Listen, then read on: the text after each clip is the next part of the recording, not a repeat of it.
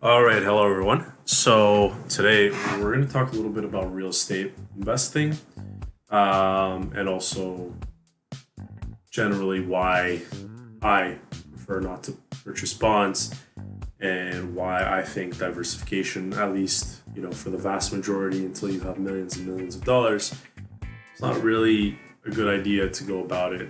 At least not in the way that you're thinking of.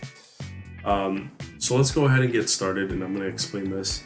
And basically, if you're just starting out with a few, like $1,000, or you have you purchased a house and you're renting it out, and you're also kind of like thinking about that, or you want to say, well, should I pay off my house faster? Should I invest? We're going to go over that today, but generally, this is what I do, and this is why I think this is the correct way of doing things. So first of all, I'll just go ahead and explain what bonds are, and I've also gone ahead and shown you the 10-year chart on the S&P versus the total bond index. The return, you can clearly see which one has outperformed the other. Why I chose the 10-year chart, not the 50, 70, and 100-year. I wish it was like a 20-year there.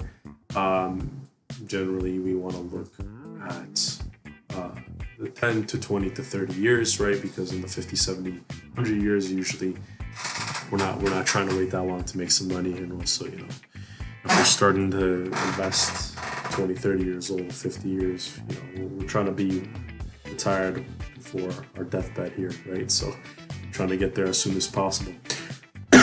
So a bond is basically a certificate that you're loaning money to someone, right?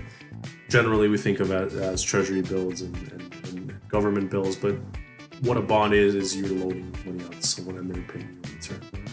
So generally, why you have lower returns is because there's a guaranteed rate of return. The more guaranteed it is, the more reputable the person you're loaning money out to, the less they're going to give you for it, right? Because you're realistically going to make your money back. So something like a U.S. Treasury bill or the government of Canada bonds are going to be lower, but you can pretty much count on your money being there because of the sovereign risk being very, very low. Okay, so two things that I want you guys to take away from this is this doesn't necessarily mean never buy bonds.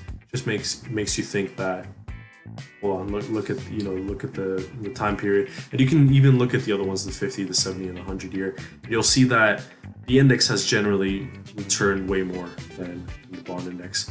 When you're investing in the market, it's good to look at it in the long-term point of view. So that is between 5 and 10 years, because generally it will outperform everything else, even with ups and downs. Right, 2008 crash is included here, and so was the 2020 coronavirus crash. And here we are, still making more than bonds. Right, you can see that dip here. It's 2020 crash. Then it doesn't actually have the 2008, and I'm just noticing that 2008 was way more than 10 years ago. So that's making me feel some type of way. But what would be the alternative to this is that in order to gain more kind of security for that, I like to look at the index fund itself. So here I just want to show you guys two separate things. So the VTI is the total stock market index on the American side.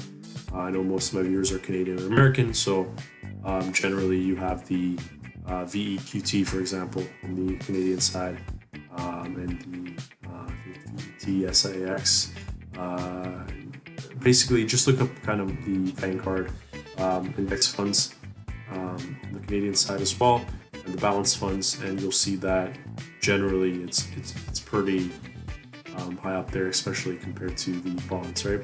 And if you are going to purchase bonds, I do recommend you take a look at funds as well as an alternative option, as generally the diversification and the return from a fund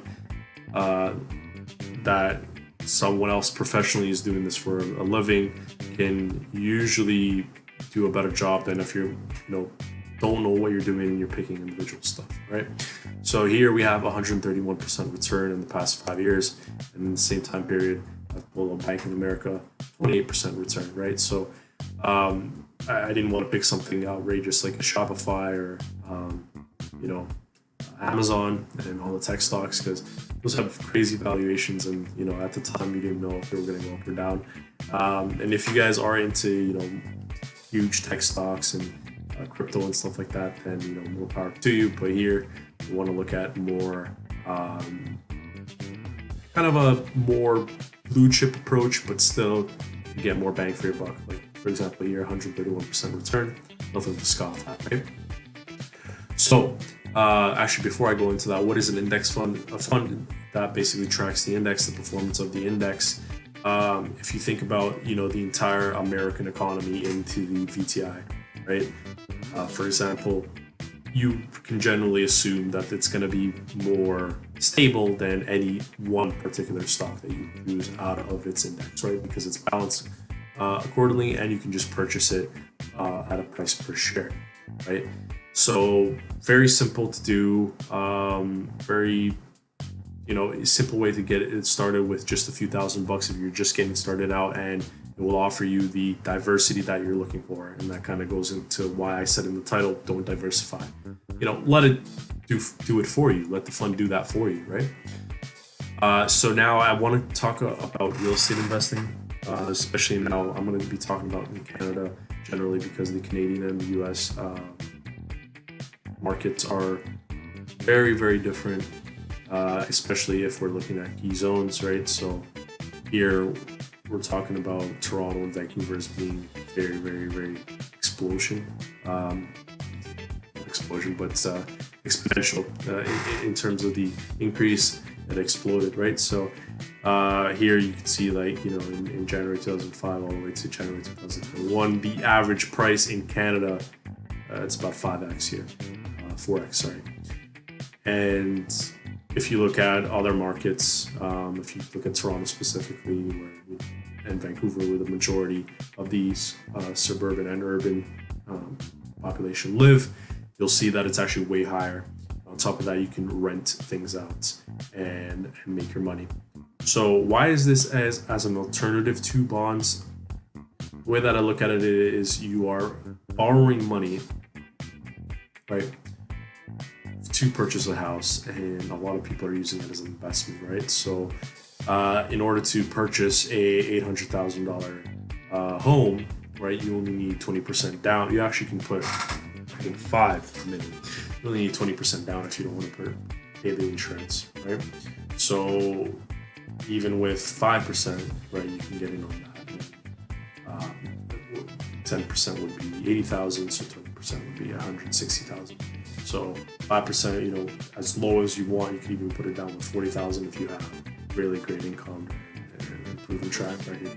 This is where you want to have really good credit. Okay, so this is generally going to return you more than a bond, and as long as you're making your mortgage payments and also investing into the index funds, your portfolio value can be double, triple millionaire in the next 25 to 30 years, right? So why this is so explosive and why this is so exponential is that you're basically leverage investing here. So if you're putting 20% down, you are basically making 5x what you would make if you just used your own money, right? And you're just paying it back over time.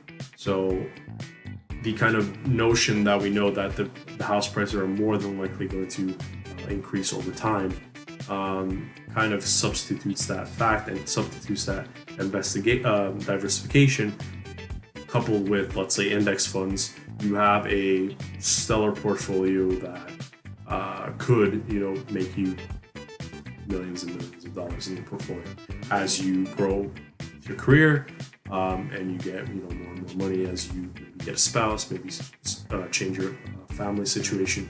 You can even start putting more and more into the market, and if you want to go down the route of buying multiple properties, you can explode your portfolio, and you can do what's called a FIRE, financial independence, retire early. Check that out on Reddit. It's really cool. It's what most of my channel is about. So basically, to summarize, index funds and real estate has historically outperformed bonds and individual stocks. This has been going on since the early 2000s. And there's no sign of stopping anytime soon. Please do your research. There is a ton of great resources on YouTube and on Reddit.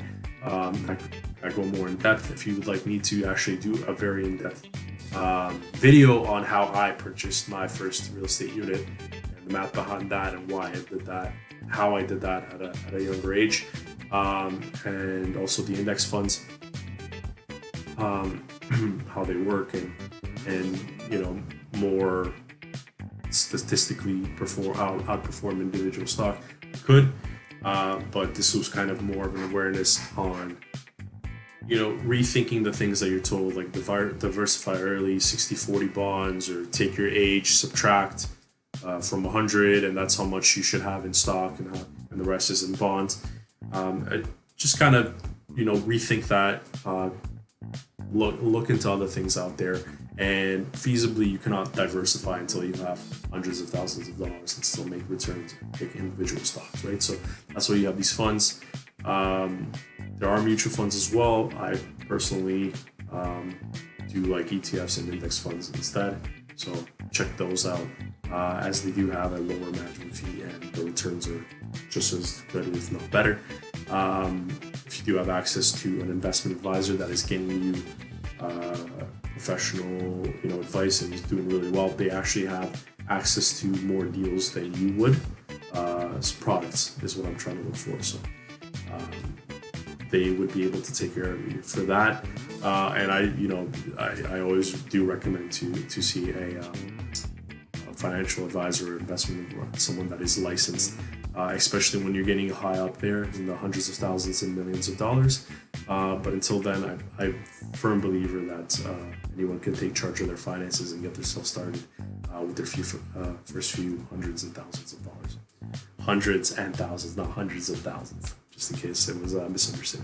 Okay, guys, well, thanks so much for tuning in today. I hope you enjoyed. Please let me know what else you'd like to learn about, or if you have any questions, and I'll see you next time. Please like, comment, and subscribe. It does help the YouTube algorithm so I can see more of your beautiful faces.